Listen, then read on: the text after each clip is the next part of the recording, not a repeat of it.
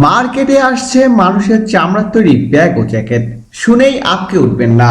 ভয়ঙ্কর এই খবরের স্বস্তিদায়ক দিক হলো কোনো মৃত মানুষের দেহ থেকে এই চামড়া নেওয়া হবে না, বরং পরীক্ষাগারে কৃত্রিম উপায়ে তৈরি করা হবে এই চামড়া। আর তা দিয়ে তৈরি হবে বিভিন্ন প্রসাধনী। সারা ফেলে দেওয়া এই উদ্যোগ নিয়েছেন টিনা গরজাক নামের এক ফ্যাশন ডিজাইনার।